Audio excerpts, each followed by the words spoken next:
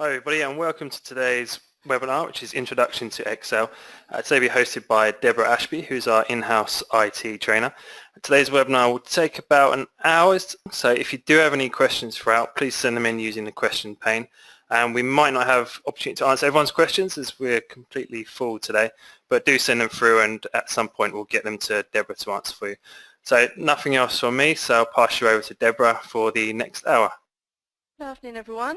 Very warm welcome from me. As Paul said, my name's Deborah Ashby. I'm the IT trainer and also subject matter expert for Microsoft, and I'll be hosting your webinar today on an introduction to Excel. We've got a lot of content that we're going to cover today. There's so much that we can cover in this introductory session, and so I'm going to try and fit in as much as I can. I do have a very brief agenda, which I'll just put on the screen for you there. So we're going to just start out. This really is a basic session, so it's kind of aimed at people who you might have used Excel a little bit, just want to expand your knowledge, or it really is for complete beginners. So we're going to start right at the start. We're going to understand the fundamentals and the basics of Excel. We're going to take a look at how you enter data into spreadsheets and the different options that we have for that. And one of the big ones is creating formulas and functions. So we're going to spend a little bit of time looking at the basic formulas that you can have in Excel. As I said, formulas is such a huge topic and there's so much to formulas. We could spend all day doing that, but we're just going to go through some of the most basic ones and the most common ones that you might need to use on a daily basis. We're also going to take a look at formatting your data. So when you have large amounts of data in spreadsheets, how you can format that, make it more visual, make it more interesting in your presentations. And we'll take a look at inserting certain visual elements, so things like shapes, smart art, pictures, all of those kinds of things. We're also going to take a look at your worksheet layout and data, so things like how you change the page orientation, some of those page setup options. And finally, we're just going to take a little look at printing and those print options as well. So hopefully this will give you a nice foundation so that if you do want to carry on with your Excel knowledge, go up to intermediate and then to advanced level, this will give you a really good foundation and a springboard onto those higher levels. Now, there's not going to be too many slides. In fact, that is all the slides we're going to get for today. It is going to be live demo for the majority of this session, so we can really jump into some exercises that I've got set up and take a look at some live examples. So let me just open up the first example spreadsheet.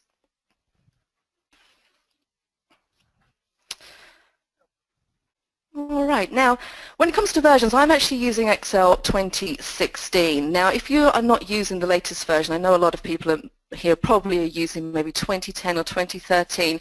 It doesn't matter so much for this. All the functionality I'm going to show you is the same across all of those versions. So from 2010 onwards, we should be good to go. Now, let's discuss first of all the structure of our worksheet and really the structure of Excel for those of you who are not as familiar with it. As I said, from about Office 2010 onwards, Microsoft changed from a drop-down menu system to this ribbon structure that you can see just here. So we have our what we call ribbons running across the top, and those ribbons house all of our commands in separate groups. You can see here I'm clicked on the Home ribbon, and we have our different groups: clipboard, font, alignment, number, so on and so forth. All of the commands are organized in a logical fashion, or what Microsoft deemed to be a logical fashion. I'll leave that up to you to make your mind up on that one, but we have, for example, on the Insert ribbon, this is where you'll find all the commands which allow you to insert items into your spreadsheet, so you'd expect to find things like table, pictures, charts, all of those kinds of things in there. We have Page Layout ribbon. Again, this will be the page or the setup of your page. So if you're looking for where you need to change to landscape, portrait, change the size, change the margins, all of those kinds of things you'll find in Page Layout. We have our formulas, so fairly straightforward. That's where we're going to find all of our formula options. We have our Data ribbon, which is just pulling things from different sources, and also this is where you'll find your sort and your filter commands. We've got our Review ribbon where we can do things like add comments, protect our worksheet, and we'll also find spell check on there as well. And then finally we've got our View ribbon, which really kind of allows us to set up how we're viewing our workbook and our worksheet. So a very brief run through of those different ribbons. Now, one thing that we haven't mentioned is the File ribbon. Oops. me just reopen that. Sorry about that. One thing that we haven't looked at is the file ribbon. So if you click on File, this isn't really a ribbon. This is what Microsoft call the backstage area, and this is the same across any of your Microsoft applications, whether you're using Word or PowerPoint. That file ribbon will always take you backstage, and this is where we'll find some of our more admin-y tasks. So you'll come in here to create a new spreadsheet using the New button just there. You can open spreadsheets from here, and you'll have Save, Save As, Print, and all of your options as well. So File isn't really considered to be a ribbon. It's called the Backstage area, and it does work slightly different to the other ribbons that we have on there. Now, one thing that you can do also when you're working in Excel, if you take or glance your eyes up into the top right-hand corner, you'll see you have some little icons at the top here. And this first one, when we hover over it, it says Ribbon Display Options. Now, clicking that will allow you to auto-hide that ribbon if you want to. So if I click auto-hide the ribbon, it gets rid of that ribbon and just gives me a little bit more real estate on the page. So that's particularly nice if you're working with large spreadsheets, lots of data, and you just want to get that ribbon out the way. You can very easily do that. And just click your button again, and just click Show Tabs and Commands to bring that ribbon back. So a nice way just to minimize and maximize that ribbon. Another thing, if we just stay in this kind of top area of our screen, one thing that you might find useful is something called the Quick Access Toolbar. And if you glance your eyes over to the top left-hand corner of the screen, you'll see here we have three icons, or I've got three icons, the Save, the Undo, and the Redo. And you can see that those come up as I hover over them, little tooltips. This is the Quick Access Toolbar, and you can customize this Quick Access Toolbar and add to it all the commands that you use most frequently. So that's particularly useful if you are constantly searching, or maybe you're not quite used to this version where commands are. If you want to have them more easily accessible, you can add them to this Quick Access Toolbar. And there's a couple of different ways you can do that. If you look on the end there, you have a little drop-down arrow, and Microsoft has very conveniently given you some of the most common commands that you might want to add onto that Quick Access Toolbar. So you can see the ones that are currently ticked are the ones that I've got added on there. So we've got the Save, we've got the Undo, and Redo.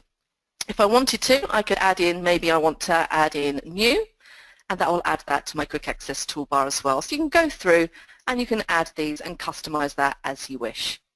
Now, if you do want to add a command which isn't in that list that Microsoft's given you, you can do that as well. So, for example, let's go back to the Insert ribbon. So maybe I find that I am constantly having to insert tables. I might want to add the Table command to my Quick Access Toolbar. And what I can do is I can right-click, and I will always have the option Add to Quick Access Toolbar on there. And that will then allow me to add any command on any ribbon to that Quick Access Toolbar. Okay, so we'd always recommend that you do set up your Quick Access Toolbar so that it suits you and how you work. Another thing you might want to do with that Quick Access Toolbar is change where it's actually sitting on your screen. So at the moment I have it running across the top above my ribbons, but again if I click that drop down I have the option to show below the ribbon as well, which will put it just underneath the ribbon. So some people prefer to have it down there. I'm going to move that back up because I like mine to be above the ribbon. There we go. All right, then let's move all the way down to the bottom of the screen before we start to take a look at some of the stuff that we can do in Worksheets. So at the bottom here, again, bottom right-hand corner, you can see we have a number of little icons, and these are the different ways that you can view. It's a quick way or a shortcut way of jumping between different ways to view your spreadsheet. So you can see currently I'm clicked on Normal View. I can very quickly switch to Print Layout View and also Page Break Preview view as well. So I have my different views down there. I also have my zoom slider. So again, if I want to use that, I can zoom in and out of my spreadsheet very easily just by using that zoom slider. And you do also have other zoom options located on your view ribbon at the top. So if we click on the view ribbon, you'll see you have a little group called zoom and different selections that you can make in there as well. Now, incidentally, if we just click back on the Home ribbon, the things that you'll find on the Home ribbon are the tasks that you would use most commonly. So you'll find on there things like cut, copy, paste. You'll find all your formatting options, your alignment options, number formatting, sorting, filtering, auto sum. These are the most frequently used commands in Excel, and that is why they're on the home ribbon, so they're very easy for you to get to and access. All right. Let's just jump across to this next tab. So you'll see at the bottom we've got a number of different tabs, and by default when you open up a spreadsheet in Excel it will have 3 tabs, and you can add to those tabs, you can rename those tabs I've done down here, and all this spreadsheet or this workbook is really showing you is the different ways that you can use Excel. So when I think of Excel, I generally tend to think of it as an application that's mainly used by people who deal with numbers quite a lot. So it might be accountants or bankers, but you'll find that in most job roles you will have to use Excel at some point or another, and we can just see down here some of the uses for it. So we can see here we've got some budget projections, and some people like to use this for home budgets as well. So if you have your own budget at home, then you can use Excel for that. If I click across to the Customers tab, you can see I've got more database style information, which I may have imported into Excel from an Access database or some other kind of database, so you can kind of utilize it as a customer database as such. If we click across to employees, you can see here I'm using it for just a basic employee list, and this is formatted as a table, and I can very easily sort using the little filter arrows that I've got on the top here, which we'll take a look at a little bit later. And Excel also has really good charting capabilities as well. So if you have just like a wall full of numbers, it is sometimes quite nice to make that a little bit more visual by putting that information into a chart. So Excel is great for inserting charts as well. Now, something that we're not going to cover in this session because it is considered to be one of the more advanced features of Excel, but I just wanted to show you that you can also use pivot tables in Excel, and if you don't know what a pivot table is, don't worry. It's basically just a dynamic way of displaying a table data. So if you have a lot of information, it's a good way of being able to pull that out and analyze it a little bit easier. So the pivot table functionality of Excel is really, really good. And finally, in the SmartArt tab, this is just showing you some of the things that you can do with some of the newer features, so things like SmartArt to create hierarchy diagrams and infograms and things like that. So Excel has lots and lots of different uses. I think people would generally tend to think of it as just a place where they go to do calculations, but there is so much that you can do with it, and hopefully you'll be able to get through some of that today. Okay, I'm just going to close down this spreadsheet and open up another one. In fact, let's just minimize that one.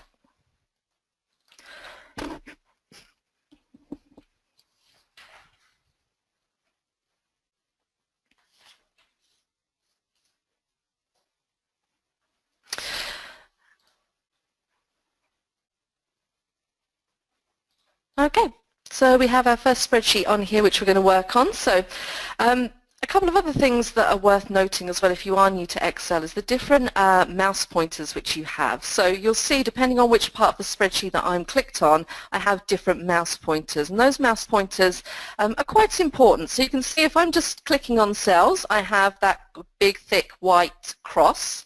However, if I'm hovering over maybe the borders of my rows, you can see it changes to a double-headed arrow, so I can move that row in and out. If I want to select a row, as soon as I hover above it, my cursor changes again to a black down arrow, and the same if I was selecting a column as well. Okay, so your cursor pointer will change depending on what area of the spreadsheet that you're clicked in.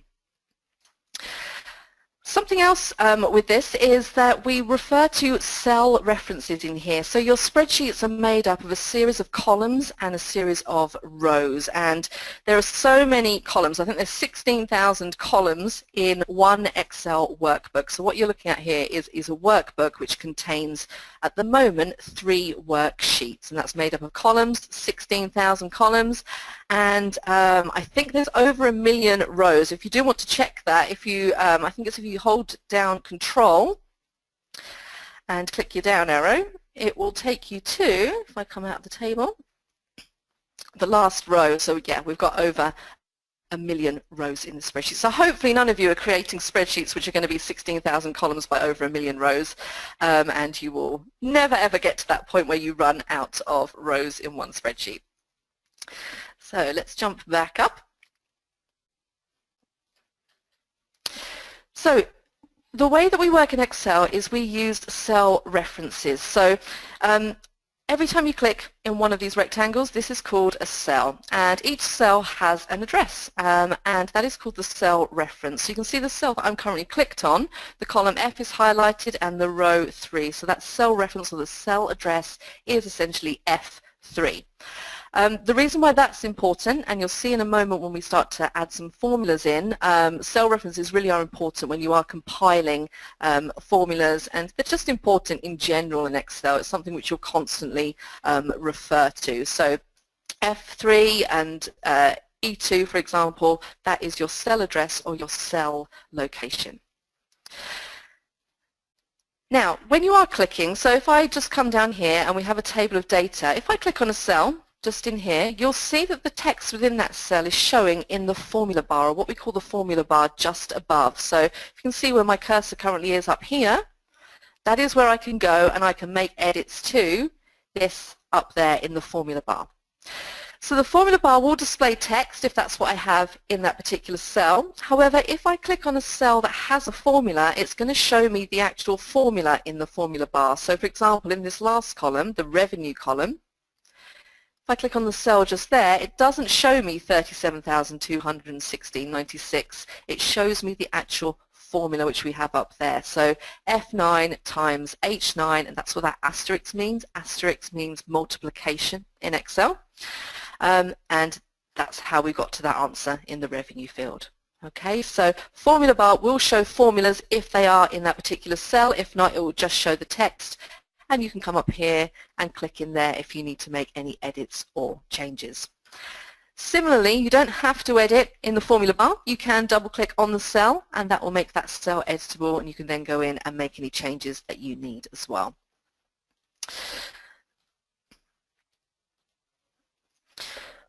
All right, does anybody have any questions so far? No? We are fine. All right, let's move on. A couple of other things that you might need to be made aware of is when you're formatting. So if I'm clicking on a cell just here and maybe I'm highlighting, you will get a little mini toolbar pop up. So you'll see this mini toolbar pop up from time to time, and it's just a quick way of being able to apply formatting to whichever text you have in that cell. So instead of switching back to the home ribbon to make your text bold or change the color, you do have access to that little mini toolbar very nice and quickly and easily from there as well. Something else that you have which can help you out a great deal is up by your ribbons you have this little tell me what to do box. Now this actually only applies if you're using the 2016 version, which is the latest version. So for those of you that do have Excel 2016, I'll quickly show you this because it is quite nice. If you're ever kind of curious or you're not sure what to do on a particular command, so for example if I want to look up format cells, I can type it into the tell me box and it will pull up a list, and the top one is format cells, and it will take me directly to where that command is located in Excel. So it can be really, really useful. Another thing that's also quite useful with this built-in help system is if I type in format cells again, you'll see just underneath I have a get help on format cells, and that's just a quick way to jump to help on that particular item. You can still press F1 if that's what you're used to doing, but that's just a quick way of jumping to your help as well. Lovely, and let's just close that spreadsheet down.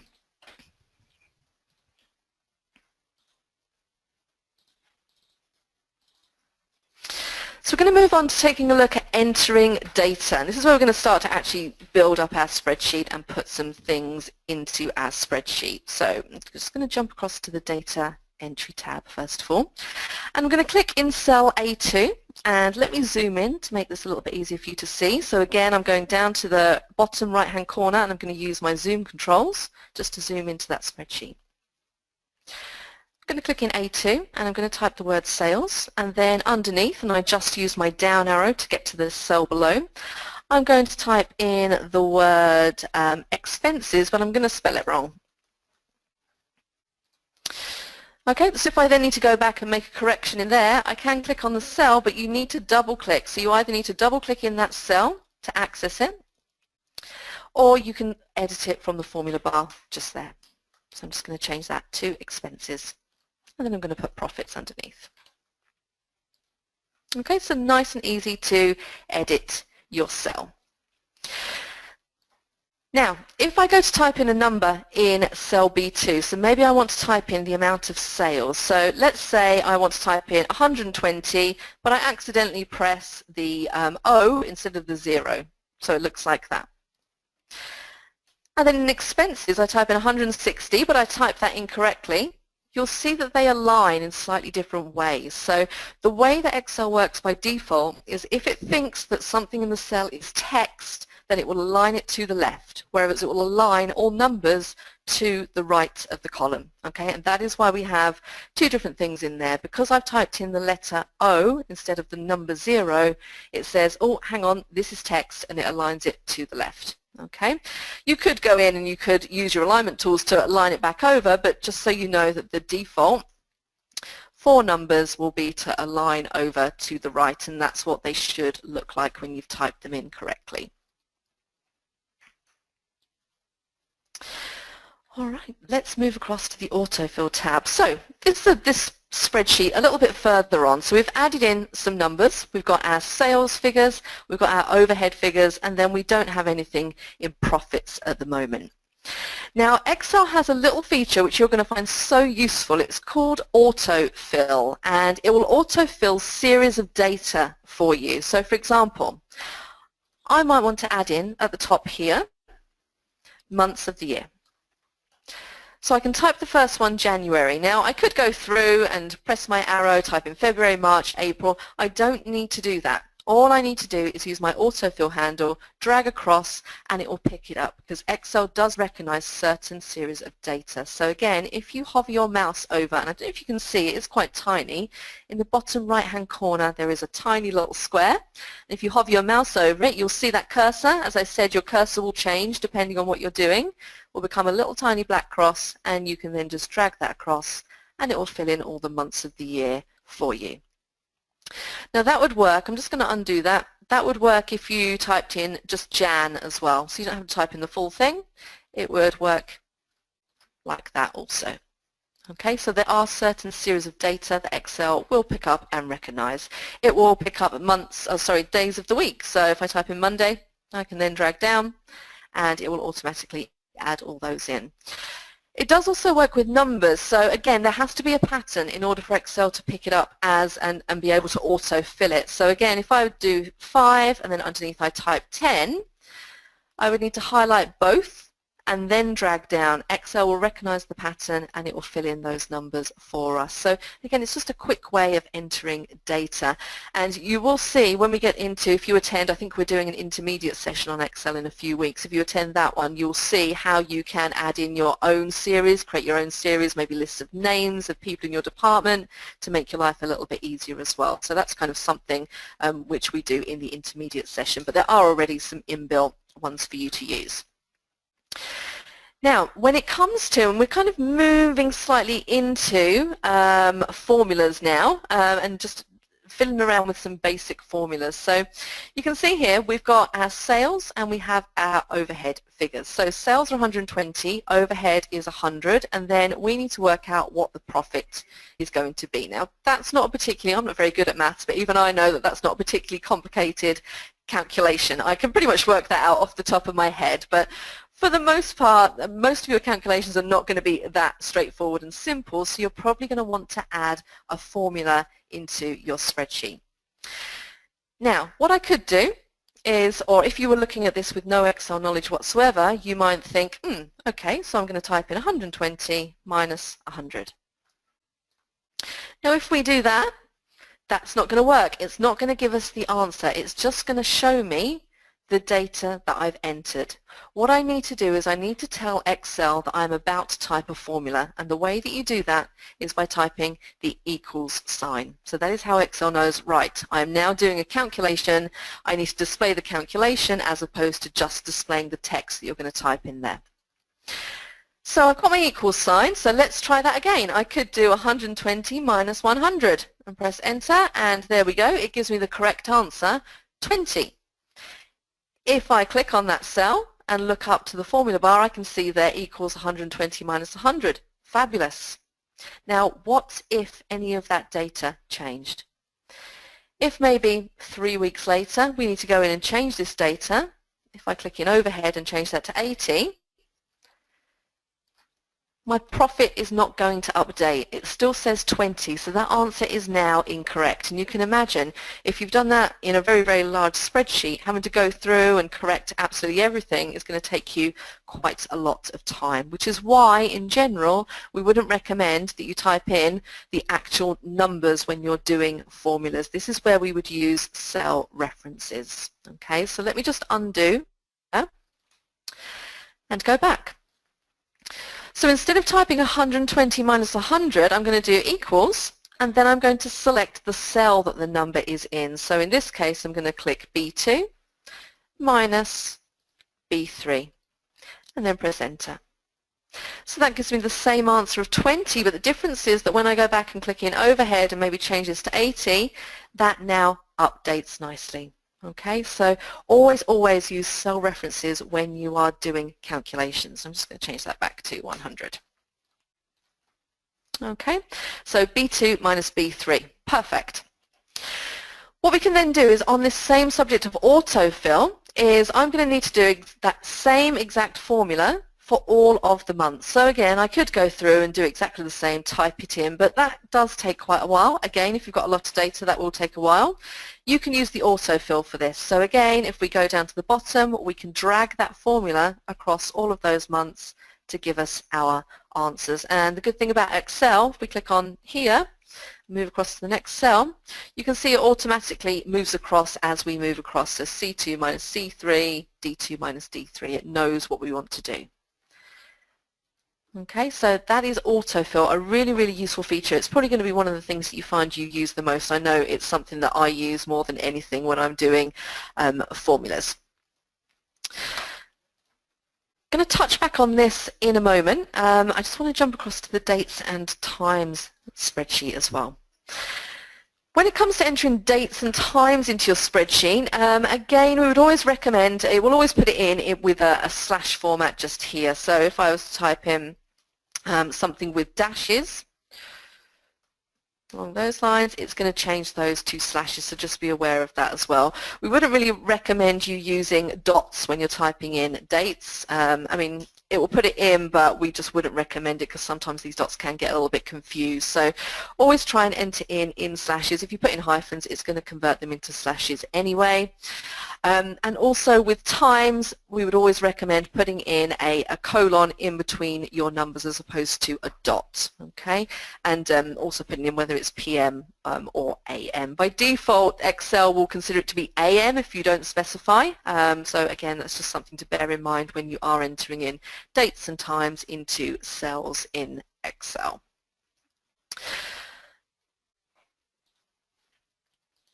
Just coming back or jumping across to our figures just here, so in comments, it's always a good idea to comment on your spreadsheet. Comments is a great feature which a lot of people don't tend to use to its full advantage. It's quite nice if you're collaborating on documents with others to be able to add comments into your spreadsheet. So again, for example, in the June column over here, if I click on where it says 440, maybe I want to query that figure, so maybe I need to send this back to the sales team and say, can you please check that this figure is correct? I would probably want to add in a comment into here. And comments you will find on the review ribbon at the top, because in general it's something which you do at the end when you're reviewing your final draft. So that's where I have my new comment button.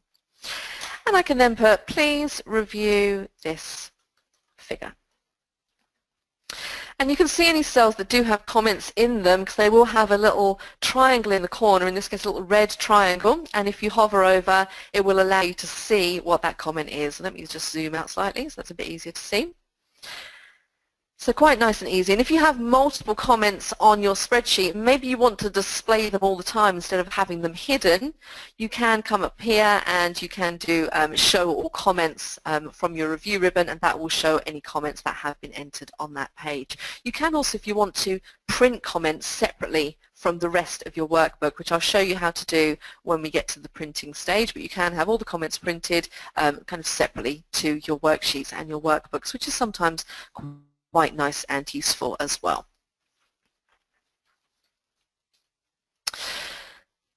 All right, and just finally, just to finish off this exercise, just a little bit on saving your worksheets. So once we've started making some edits like we've done in here, we're probably going to want to save our document. So again, save is something that you'll find on that quick access toolbar at the top. So the first icon that we have up there is a save button. So I can save that way. Alternatively, I can go into File, and I have my save option just there, or save as, and this will take you into and allow you to save to however you normally save. So for example, you can see here I save to OneDrive, I also save to SharePoint, I can save to my PC locally if I want to, so you'll see in there if you're working somewhere that has a share drive or some kind of network drive, you'll probably see those located in there as well. So for example, if I wanted to save just to my desktop, I could come into here, select desktop, and then I can just go about saving in the normal fashion. Now something that is worth noting is save as type down here. This is where you can specify what kind of type you're saving this document as, and you'll see there is one in there that says Excel 97 to 2003. So this is something we would recommend if you plan on maybe sending or sharing this document with somebody who uses an old version of Excel. There are people out there who are still using versions 2003 and earlier, and they sometimes struggle to open documents which have been created in 2010, 2013, 2016. So we can help them out a little bit by saving in this Excel 97 to 2003 workbook format.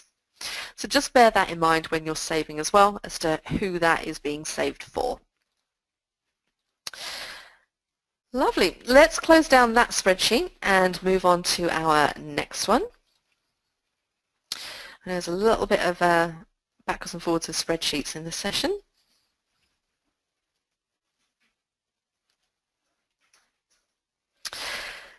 Okay. Now we're going to come back and touch on formulas again. So we did just a little bit in our last spreadsheet where we put in our profits in here. So I'm just quickly going to put those in again and copy that formula across, which is what we did in the last exercise.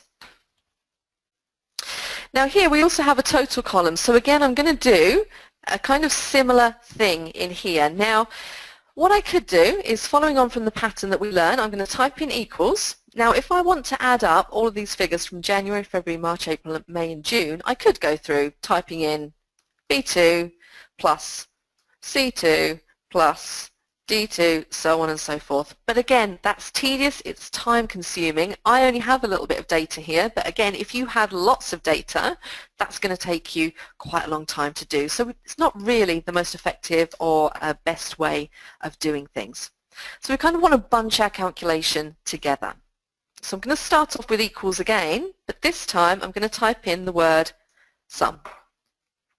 And sum is what we call a function in Excel. And I'm going to do open bracket, and I will explain this to you in a moment if you've never come across this before, and I'm then going to highlight all of my data, and then I'm going to close my bracket.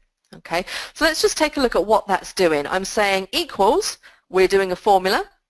I'm then typing in the function sum, so that's saying add up whatever I've got in brackets next. So I'm going to put in brackets the cell references. Instead of typing in B2, C2, D2, so on and so forth, I just highlighted what I need, so it's saying B2 to G2, and it's put it in brackets. So now, when I press enter, that gives me the answer. And remember, you only need to do it once because you can use your autofill handle to drag that information down. Fairly easy.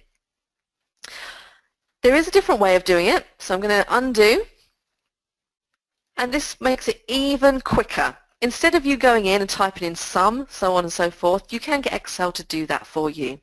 On your home ribbon, right in the end at the editing group, you'll see you have a button just here, and if I hover over, you'll see it says sum. And there is a little drop-down arrow next to that, and you'll see here we have sum, average, count numbers, max and min. These are probably the 5 most common functions that people use. So we have little quick jumps to them. So if I want to add up those same numbers, if I click on sum, it does it for me. I don't have to put in anything, and I can press enter, and there is my total. So again, that makes it really, really simple for you to do your calculations. Again, you could just drag down. I'm not bothering, but you could just drag down to get those calculations in there as well. The same thing applies for averages. So again, in the next column, I need to work out the average of those numbers. And if we all remember back to school, how you work out an average, you take the total and you divide the total by the number of items. So in this case, the total is 1,505. So I would want to divide that by January to June. So divide it by 6. So I could type in equals, because we're writing a formula. I could give it my cell reference of H2, and I could do divided by, and the slash is the sign for divided by 6 to get my answer, which is correct. I could do that. However, I don't want to do that. I like things to be as easy as they possibly can be. I can just go back up to that same button that we went to before and select average. Now what it will do here, you'll see it has put in the formula for us, but it's also including the total. Now I don't want to include the total, I just want the average of January to June. So you can at this point modify by just dragging your selection across, like so, just to change that. And then press enter. And that will give us the same answer. And we can then go in and we can copy that formula down nice and easy. Okay, so remember you do have your basic, your most popular commands listed in the top just there. Now if we just take a look at these averages, this kind of leads us on to something else, and that is number formatting. So I've added these averages in, and you can see I've got lots of characters after the dot. Now I don't really care about the 0.8333. I really just want to have it as 2 decimal places after the decimal point. So again, I can change that by going to my home ribbon, and in this little number group here, this will allow you, you've got 2 buttons, increase decimal and decrease decimal. So I can change that by bringing those down like so. And again, you could highlight, if you had a whole column, you could highlight the whole lot and do it that way. So you can make your adjustments in that way. Nice and straightforward. Does anybody have any questions at this stage? Any questions coming through? Yeah, just a couple of questions that have come through. Question from Agatha, who asks if you'd be able to comment on protecting a sheet and workbook. That's not on the agenda to include in today's session. If there is time at the end, I could possibly just cover it if you have anything specific you need to know, but that's something which we would cover in the intermediate session, which we're actually doing one in a couple of weeks. But if we have time at the end, I can add that in. Okay, and one more just coming from Leslie. It says, is there a quick way of adding and subtracting from different columns and rows rather than all of them?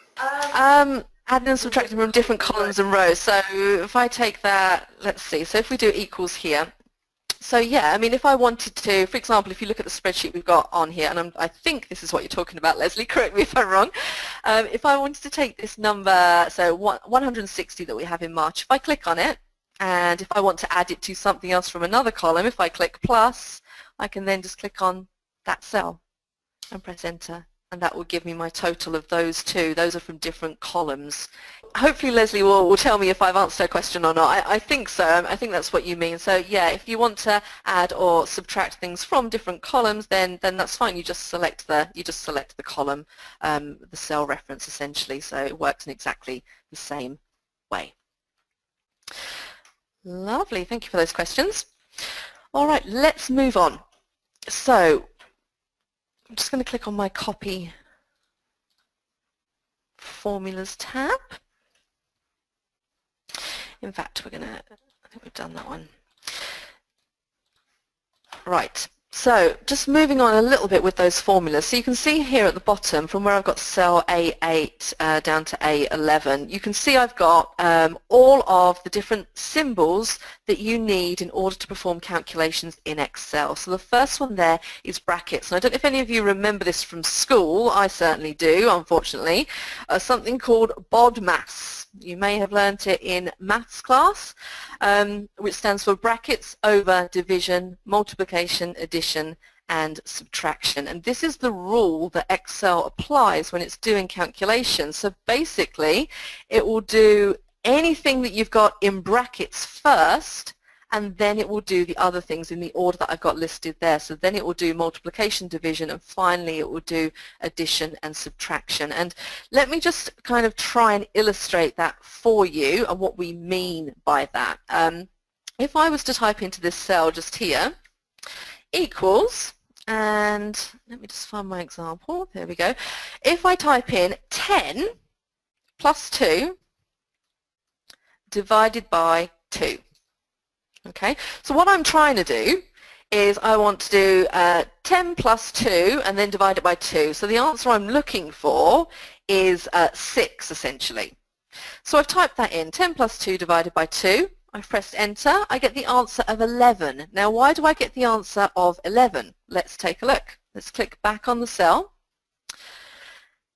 and see what we're doing. So what is Excel doing? It's basically doing 10 plus 2 divided by 2. So it's doing the 2 divided by 2 first to give an answer of 1, and then it's adding the 10, which is why we're getting the answer of 11. Excel doesn't know which part of that formula to execute first, which is why we use brackets, because brackets is always the first thing which Excel will do.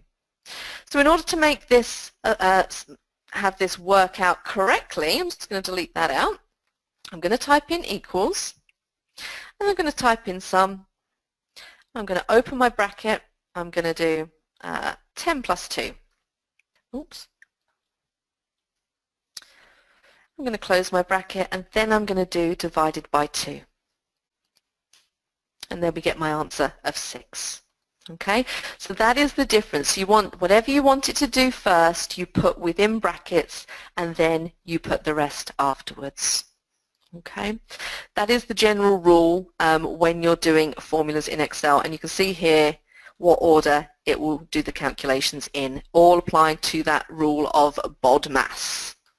And I'm sorry to bring up horrible memories of maths class for some of you. All right, let's take that out.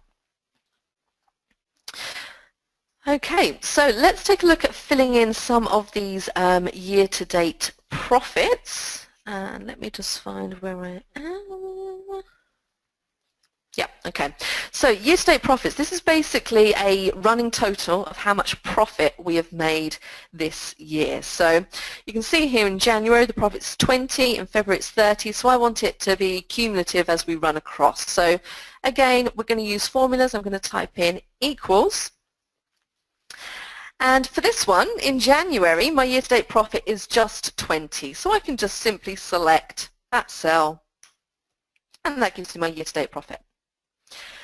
The next one, when I move across, if I do equals, I basically want it to add this profit to this profit to give us our cumulative or our running total. So I'm going to select this plus this and press enter.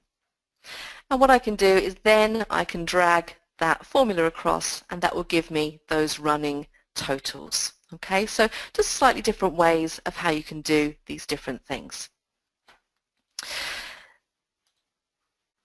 So now moving on from there, now you've kind of got that concept of formulas, or you're starting to get the concept of formulas, using those sums, equals, putting things in brackets if you want it to be done first. Let's move on to taking a look at something called absolute referencing. And I know that when I first learned Excel, for some reason I found this really difficult to get my head around, and it's really straightforward. It was just a real mental block with me, the difference between what we could call absolute referencing and relative referencing. Everything we've done so far with regards to when we're filling our totals across, that's all relative referencing. Excel will modify the formula as you drag. So it will say, okay, add up C2 to C3, now add up D2 to D3, and it will modify it as you go across. So it's relative. We're going to look at something now called absolute referencing, which is slightly different.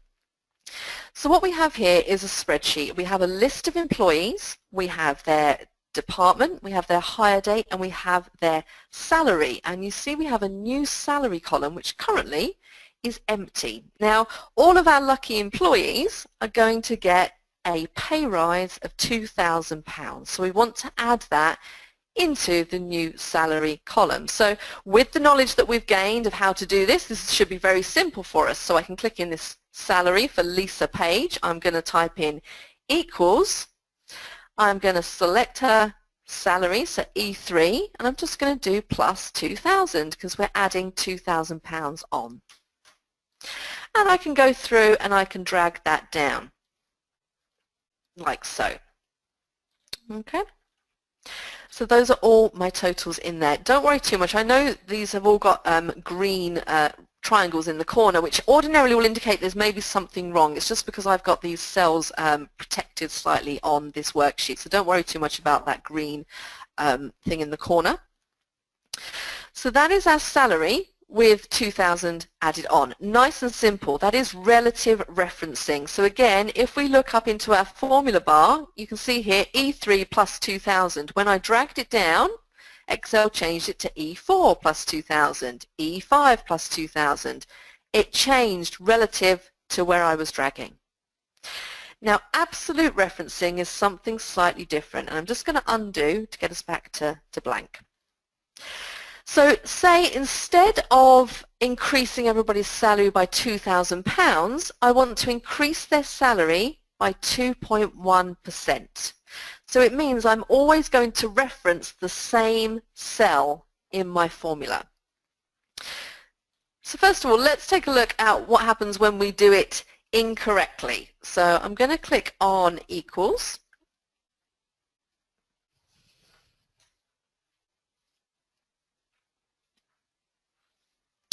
And I'm going to select E3, and I'm going to do the multiplication sign. When we're working out percentages, we do multiplication. So multiplication, which is the asterisk, and I'm going to select H2. I press enter. That gives me the increase for the new salary. So it doesn't give me the actual new salary, it's just telling me the increase at the moment. And if I was to drag that down, is that going to work? No, it's not. Why is that? Because when we click on the cell below, you see now it's referencing H3, which is a blank cell in Excel, because it will always move down. That's what relative referencing does.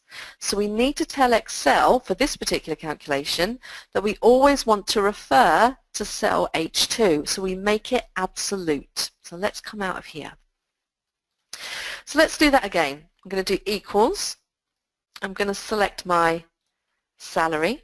I'm going to do multiplied by, and then I'm going to select 2.1. Now, instead of hitting enter here and then dragging down, I'm going to say make that cell H2 absolute, which means it doesn't change no matter where I copy that formula down. And to do that, to make something a cell reference absolute, you press the F4 key on your keyboard. So that's F4 on your keyboard, and that will put little dollar signs in front of the row and the column number, and that essentially sticks that there. So when I drag down, it's always going to refer back to that particular cell. So when I press enter, and now if I drag down, I should find that that is correct.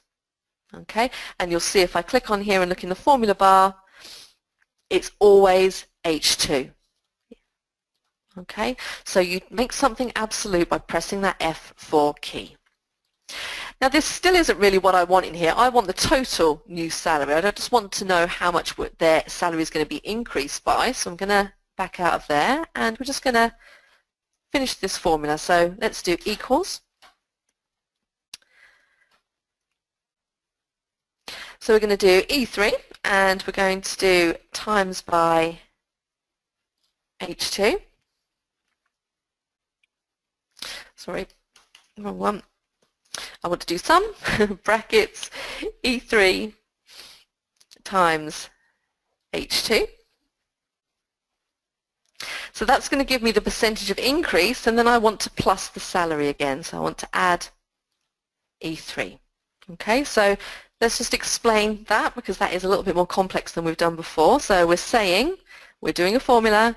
We want to add up what's in brackets first. So we're doing E3, so 54,550, times by 2.1, which is the amount that we want to increase by, and then plus the salary. So again, I want to make this absolute by pressing F4,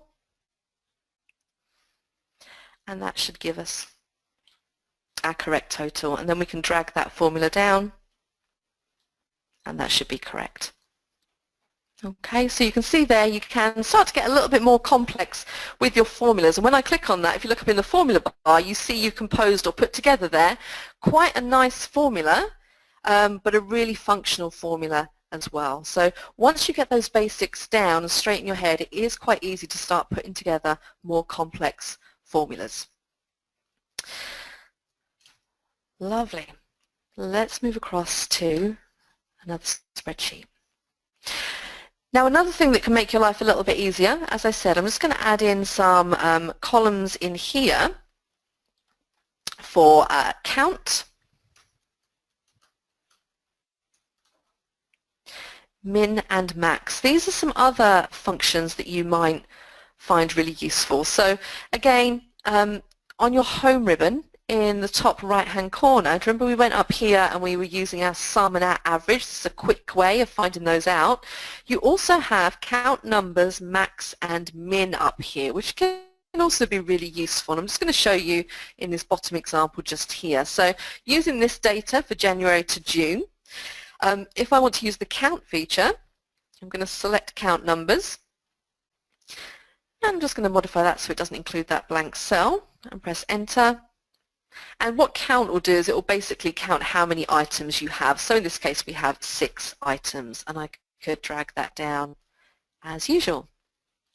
Min will show you, or it will give you the lowest number in your range selection. So again, if we go back up to our little shortcut menu and do min, and I'm going to select my data and press enter, and that's telling me that 11 is the lowest number out of that selection, which I can easily see is correct, and I can pull that down as well. And the same thing for max at the top here. And reselect my data, and it's going to show me the highest number in that list. So those really are, from that drop-down menu, nice little functions and features, and they are there because they are the most popular functions to use in Excel. So very, very simple, makes it very nice and easy for you to use. Does anybody have any questions about that at this stage? I know formulas sometimes does raise quite a few different questions. No? All right, lovely. Let's move on now to something completely different. So I'm going to close down this spreadsheet. Hopefully that's just kind of giving you a basic overview, a little bit raising your interest in formulas. I'm going to do a little bit of work on spreadsheet formatting next. All right. Now, one of the biggest things with Excel, and we've probably all had it, where we've been sent an Excel spreadsheet, and it's just like looking at a wall of data, a wall of numbers. It's not particularly interesting. Recently, over the last year, I've run so many training courses of companies who want to learn how to make their spreadsheets more interactive, more interesting, more visually interesting for people to look at, and because if it's just a wall of numbers, then it's not particularly inspiring, shall we say. So there's been a lot of kind of work, particularly in the later versions of Excel, of adding features which are going to make your data more interesting when you display it. So let's take a look at some of those functions. Some of these you might be already aware of. So on our first spreadsheet just here, so you can see I've got quite a few different spreadsheets running across the bottom. So in the first one called fonts, I'm just going to click in this cell here, so D1, and this is what houses my title at the top here. So again, basic formatting. Using my home ribbon, I can change the font of that, I can make it bigger, I can change the color, I can do all the usual things I would expect to be able to do from that font formatting group. Remember, in Excel, you also have, and these ribbons, right in the corner of every group, can you see in this font group there's a little tiny arrow? If you click those little arrows in the corner of the group, it will take you through to your more advanced features, or for some of you who are used to using older versions of the applications, that will look more familiar to you. You're used to those kinds of dialog boxes and windows. So clicking that little down arrow will take you into that. So if you need to do a strike through, superscript, so on and so forth. And speaking of which, I think we have down here, Yeah, you see where we've got E equals MC squared and H2O. You can see the little 2's there. We've got one is in superscript, one is in subscript. So if I was to do that, for example, I would type it like that. And then I'd want to be making the 2, so I can just highlight it.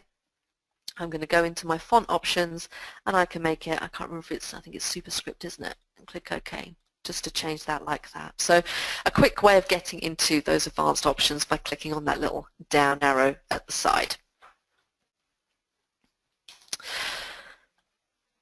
Lovely. Now, things that you can also do in here, adjusting your cells and your columns and rows, things like that. You can drag any of your columns at the top. So you'll see as I hover in between two columns, I've got my little double-ended arrow, and I can drag those columns out, make them bigger, make them smaller, so on and so forth.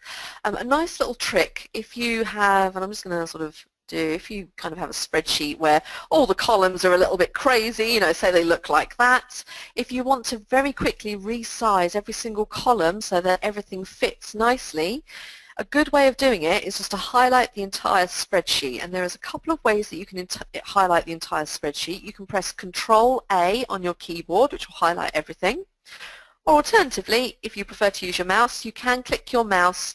You can see over here, right in the top corner where we've got A and then 1, if I click just above that, that will highlight my entire spreadsheet. And what I can then do is hover my mouse over any of the column dividers until I get that double-ended cross or double-ended arrow, and then double click, and that will resize everything to the width of the largest thing in that particular cell, which might not be too great. As you can see here, this is very wide, so I could just squeeze that up, but for the most part it will size everything until the largest thing in your spreadsheet. Lovely, so nice and easy to resize your rows. You can also, if you're somebody who prefers to, if you're looking for a very specific row width or column width, shall we say, sorry, row height or column width, you can right click and you have a row height option just here, and that will allow you to be very specific with your row height, exactly how you want it, so you can kind of put it in there as well instead of dragging up and down. Again, when it comes to inserting columns, and I'm just going to move on to this rows and columns spreadsheet because this is actually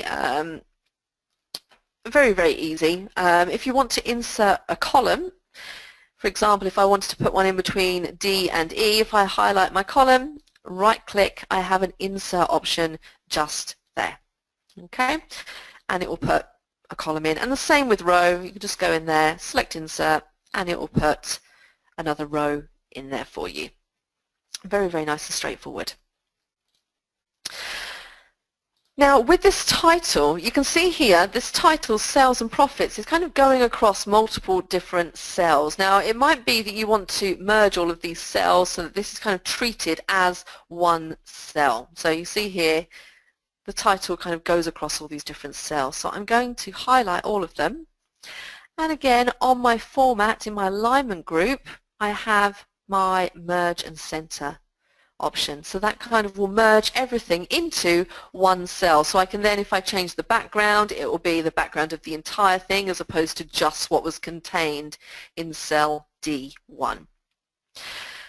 I can then do things like vertical alignments, which makes it quite nice. So in this spreadsheet, maybe I want this sales and profits title to be aligned to the top with my logo.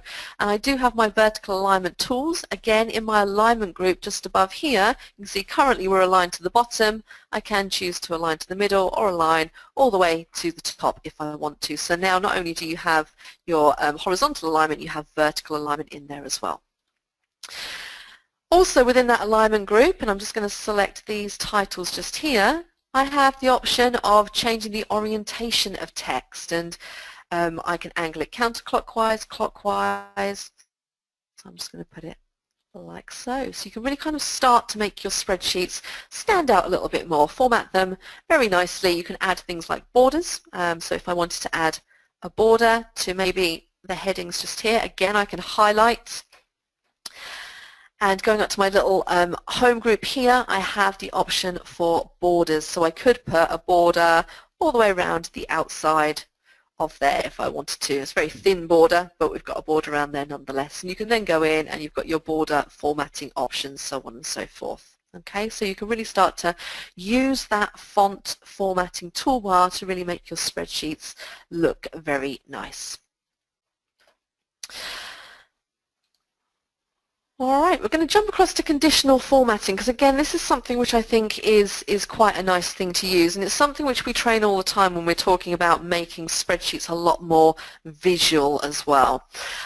Instead of just having a load of data as we have here, we have on our home ribbon, we have a styles group, and you'll see here the first button is called conditional formatting, and there's loads of different things that you can do in here, and it's really, really useful when it comes to highlighting certain pieces of data on your spreadsheet. So for example, in this salary column, I'm just going to select the salary column, I'm going to go to conditional formatting, and I'm going to go to highlight cell rules. So I could put in essentially a little rule that says highlight any cells that are over or greater than or less than a specific number. So I could say highlight any cells that are greater than, and you can see that by default it's put in 55,660. I'm going to put in anything that's over 49,000. Don't know if we have too many in there.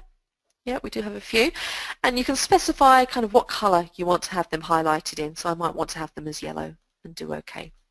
So it's a way of very quickly pulling out information using rules. So you have quite a few of those in conditional formatting, greater than, less than, between two numbers, equal to, so on and so forth. Similarly, you have underneath that the top and bottom rules. So you could choose to show the top 10% of items or the bottom 10% of items. But probably the three most common that people use when they're formatting their spreadsheets are data bars, color schemes, and icon sets. So data bars, I'm just going to apply one to this column, make it red. It's just a way of visually representing those numbers in that particular column. It's just a lot more impactful, shall we say, to people looking at a presentation, a lot easier for them to read. So we would always recommend you do try and make things a little bit more visual. Another one you can use is color scale. So this works kind of like a heat map in a way, and you have a few different colors that you can use. Basically, on this one, the darkest one is the highest number, so it just very easily allows me to see what is the highest number in that long list of numbers using my conditional formatting. And then finally, one which I have to say I never use, but I'm sure people out there do, otherwise they wouldn't have added it, and that is the icon set. So again, I'll just hover over so you can see. It kind of shows you, sort of shows you trends in a way, you know, what's stayed the same, what's going up, what's going down. It's all relative to the other data in the table, so it might be something you want to use. So again, they're just there to make things a little bit easier, a little bit more visual. Moving across to the Tables tab, now this is something, this is probably the command that I use most often. Whenever or as soon as I get sent any kind of data in Excel, the first thing I will always do is format it as a table. It just makes everything so much easier. So, for example, if I've been sent this spreadsheet, the first thing I will do is come up to my home ribbon and go to Format as Table, and I will choose a format for my particular table. This is just really colors, so I'm just going to select, and it's going to say what data are you using for your table. It will automatically select the data on the page, so you can just click OK. And now I have my data in a table. Now what that does, it's going to put at the top here, not only does it format it so it's a bit nicer to read, it's going to add in some what we call filters on the top of each of these columns. So I can see here, I can very easily sort and filter out things using these filters. So when I click the drop down next to employee name, it's showing me everybody who's in that list, all of the employees. If I wanted to, I can untick them all, and maybe I just want to see information for James, Robert and David, and do OK, and it very quickly allows me to filter that list. I can combine filters as well, so maybe I wanted to see the data for those three people, but maybe I only wanted to see the people who worked in the quality assurance team. I can then untick the other box and filter even further. So it's a really good way of just pulling information out very, very quickly. And if I want to clear those filters, I can do clear filter from department like so to put my data back.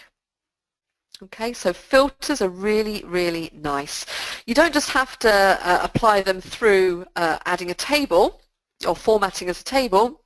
You do have your filters. If we click on data, you can add filters to any series of data. So if you've got column headings at the top, you can click filter and it will add these little drop-down arrows. It's just useful that when you do that format as table command, it will automatically put those filters in for you as well.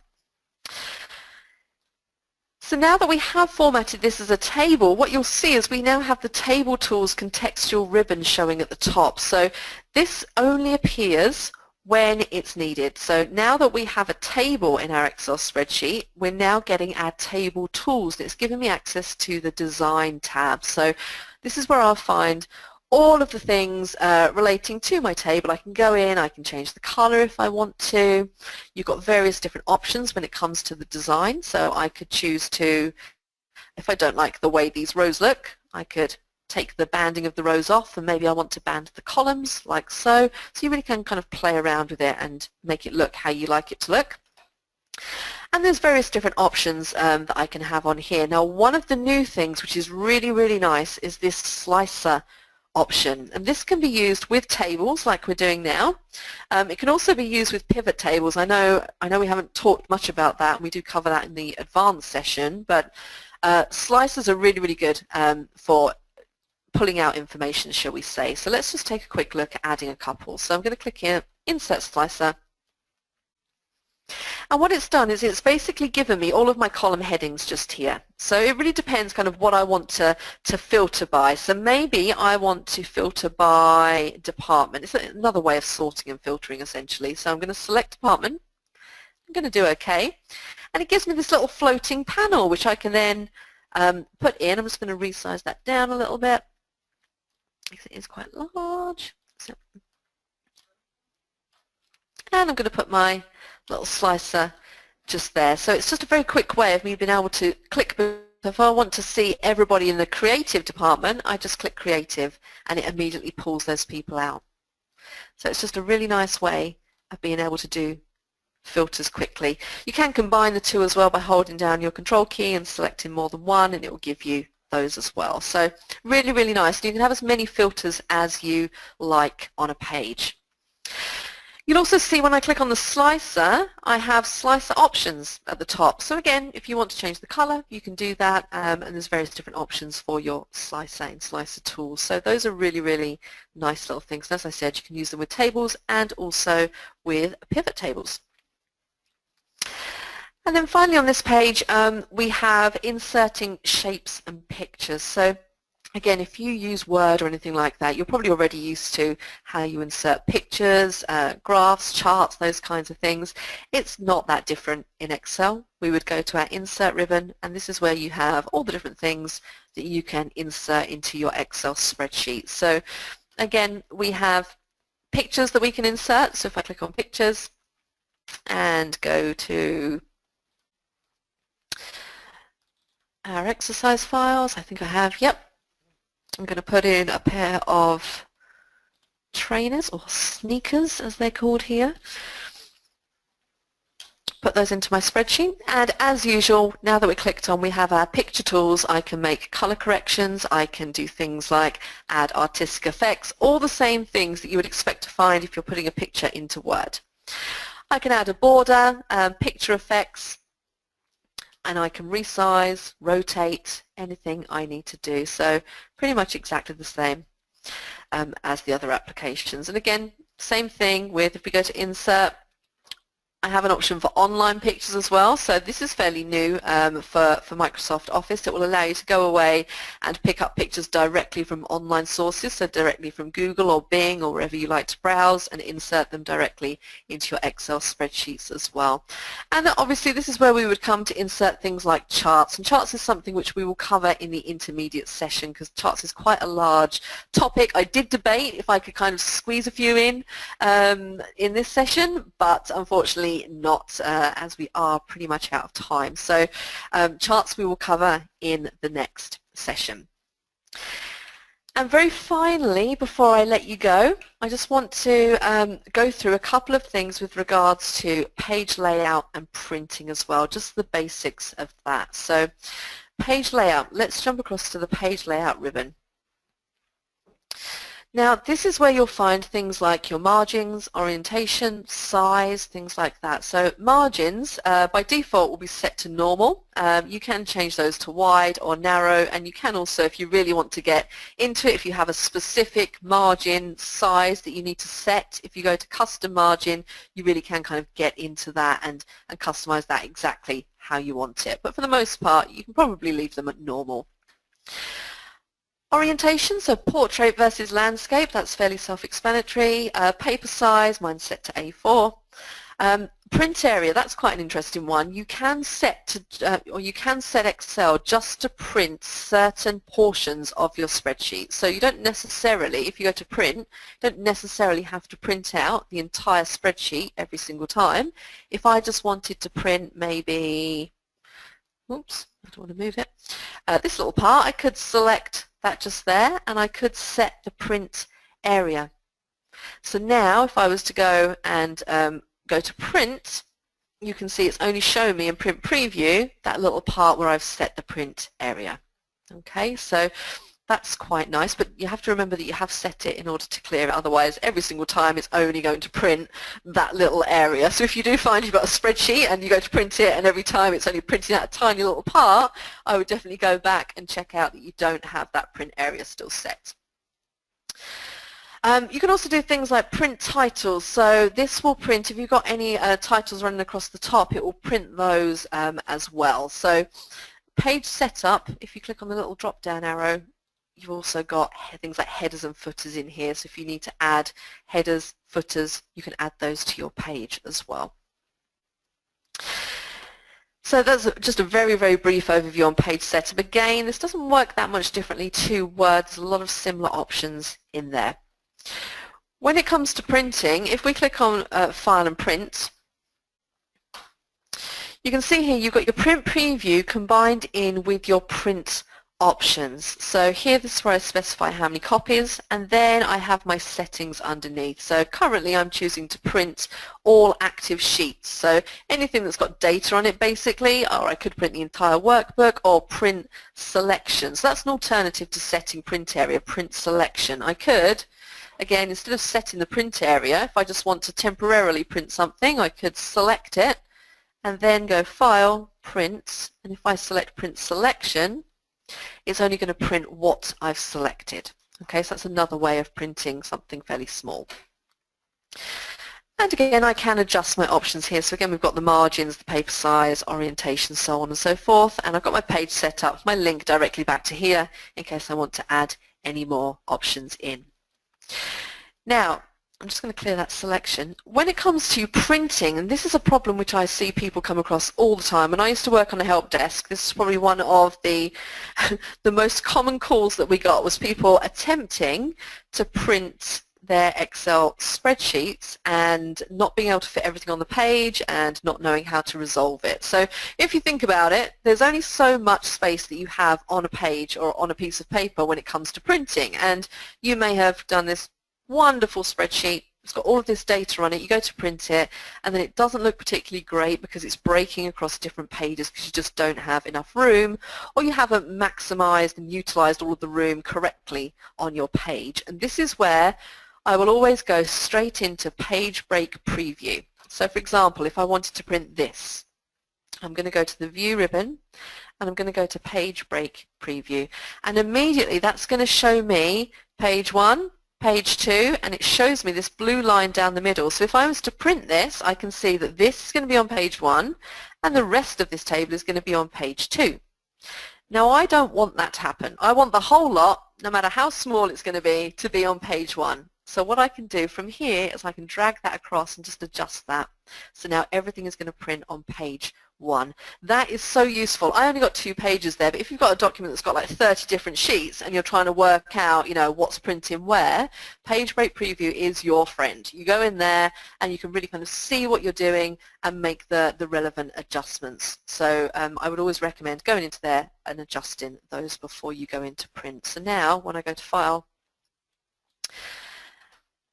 and Print, oh, she says, let me go back.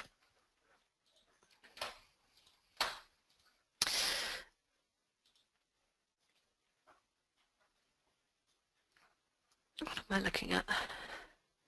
Oh, is it because I've got set print area? Hang on. Oh, I know why. Sorry. Yeah. That's better. Okay, so I can see what I've got there. So just want to go to that one. And I've got 45 pages in here, so there's loads. So you can see lots of things are split across the pages. So this is why it's good to go through and adjust those so that you can get it all looking nice. Otherwise, you're just going to have a little bit of information printed on a page like that. Okay, so Page Break Preview is your friend. That is the recommendation I want to leave you with. I'm going to leave it there. There's so much that we covered. I know for some of you, again, if you've been using Excel for a while, then you may have known a lot of that. Hopefully you've picked up a few little things. As I said, it is really important just to learn those foundations before you move on to the intermediate and advanced levels as well. I think we've got a couple of questions. Yeah, Deb, so one question that quite a few people have asked is just to go over what the caret symbol represents, and obviously in reference to BODMAS and formulas. Yes, okay, let's take a look. So currency symbols, I'm assuming you're talking about these things just here, number formatting. So let's just go down here and I'm just going to type in some numbers. So let's do something on those lines. So for example, say these were, I wanted to format these as, maybe we're talking about pounds, so maybe these are sales figures for January, so let's pull those down. And I want to change these to £200, £300, £400, £500, so on and so forth. There is something, if you go to the Home ribbon, in this Number tab, you have formats, and these are different formats that you can apply to your cells. So you can see here general is no specific format, you've got currency, you've got accounting, and these are the two that you're probably going to use. So if you're creating a spreadsheet that has a lot of numbers in it, so maybe you're doing some kind of accounting spreadsheet, you will want to make sure that your numbers are using either accounting or currency format. And I'll show you the difference between the two. So currency, if I was to select that, you can see there it changes it to £200. You can change, obviously I'm in pounds because I'm in the UK, you can modify that to US dollars, euros, whatever you need to use.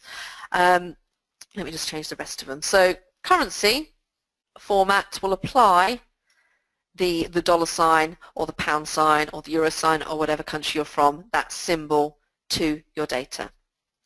If I was to use the accountancy format, so if I click the drop down and change it to accountancy, you'll see it's a slightly different format. It works a bit better if I make that cell a bit wider. It will put the symbol all the way over on one side and the actual numbers all the way over on the other side. And I think that's because if you're an accountant, it's a little bit easier if you're doing calculations, adding things up. It's just a nicer format to look at. So it really depends which one you want to use. I've used both over the years, currency and accounting with regards to this. Is that what you meant, or did you mean the dollar signs in formulas? What?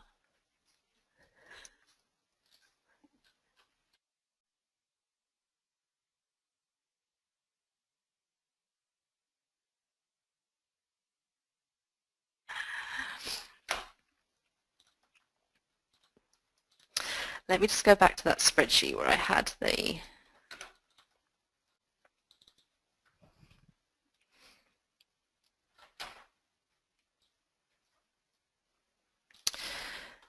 I don't think it was that one, was it? Just for those of you on the call, the question that's being asked is there's a little caret symbol, so the little, I always call it the hat, the triangle, I'm not sure. That's not the one I want. So let me just type it in down here. So I don't know if I have a caret symbol on my... Oh, yes, I do. There it is. Okay, so we had that. So when I was looking at the spreadsheet and I had up the way that Excel does calculations, so you've got your brackets for your BODMAS, you've got that, and then you've got your asterisks, and you've got your slash, and you've got your plus, and you've got your minus. So the caret symbol will be used sometimes in formulas. You'll see it as we go across. I'm just trying to find one where it's used. But in relation to BODMAS, when I had these down here, this is just the order that those things will be done in. So the brackets will be done first, the caret symbol will be done second, and then you've got your multiplication and your subtraction. With regards to the caret, I mean, I never use that, to be honest with you. And let's just quickly...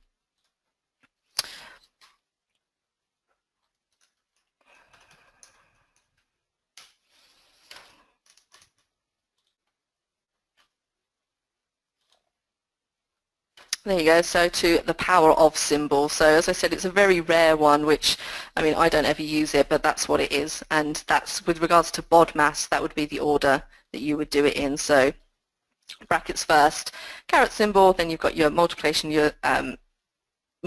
division, subtraction, and addition. So it's to the power of symbol, essentially. As I said, not particularly that common, but included in the spreadsheet anyway. Cool, thank you, Deb. Unfortunately, that's all the time we've got for questions. There are quite a few coming in, but if you do want to email any of those questions into us at info@webinarsteam.com, and we'll try and get a few of those over to Debs if she can help you with those. So thanks everyone for attending, and thank you, Debs, for a very good and informative webinar. Please do join us for our next webinar, which is on June the 1st, and that is Intermediate Excel. So if you've learned a little bit from this one and want to take it a bit further, join us on that one. But that's all from us and all from Debs, and hopefully we'll see you all next time. Thank you very much.